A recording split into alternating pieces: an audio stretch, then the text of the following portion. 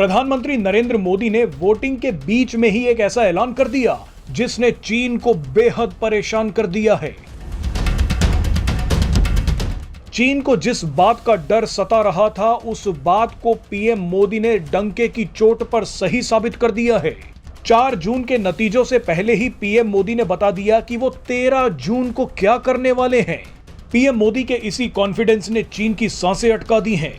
चीन इतना घबरा गया है कि 18 महीनों की अकड़ के बाद उसने हार मान ली है।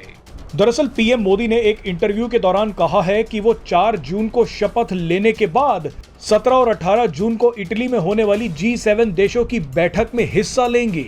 वैसे तो भारत G7 देशों का मेंबर नहीं है, लेकिन इटली की प्रधानमंत्री जॉर्जिया मेलोनी के न्योते पर पीएम मोदी मीटिंग अटेंड करेंगे। मजे की बात देखिए कि जॉर्जिया मेलोनी ने भी 4 जून के नतीजों से पहले ही पीएम मोदी को न्योता भेज दिया। पीएम मोदी से ज्यादा कॉन्फिडेंट तो जॉर्जिया मेलोनी लग रही हैं। लेकिन अब सवाल है कि इस पूरे खेल में चीन क्यों डर गया है। दरअसल चीन बेचैन है कि 4 जून के नतीजों से पहले ही पीएम मोदी को G7 देशों की बैठक में क्यों बुलाया गया है। इन देशों को लोकसभा चुनावों के नतीजों का इंतजार करना चाहिए था, और अब तो पीएम मोदी भी न्योते स्वीकार करने लगे हैं। चीन तो पिछले कई सालों से ये सपने देख रहा था कि नरेंद्र मोदी तीसरी बार प्रधानमंत्री नहीं बन पाएंगे और एशिया में उसे टक्कर देने वाला भारत कमजोर पड़ जाएगा। मोदी को हराने के लिए चीन जो कर सकता था उसने वो किया।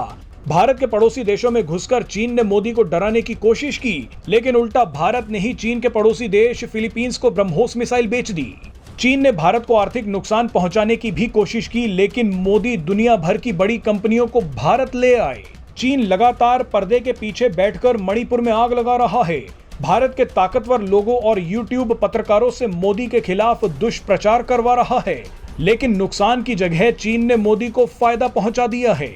मोदी की पॉपुलैरिटी भारत में और भी ज्यादा बढ़ गई है। खबर तो यहां तक आई कि मोदी को हराने के लिए चीन लोकसभा चुनावों को हैक करने की भी कोशिश कर रहा था, लेकिन वहां भी चीन कुछ नहीं कर पाया। ऐसे में अब चीन भी मान चुका है कि आएंगे तो मोदी ही। इसीलिए चीन ने 18 महीनों के इंतजार के बाद भारत में अपना राजदूत भेजने का फैसला कर लिया। चीन अचानक भारत के गुणगान गाने लगा है। 550 दिनों की देरी के बाद शुई फिहांग को भारत में चीन का नया राजदूत नियुक्त कर दिया गया है। ये पद अक्टूबर 2022 से खाली पड़ा था।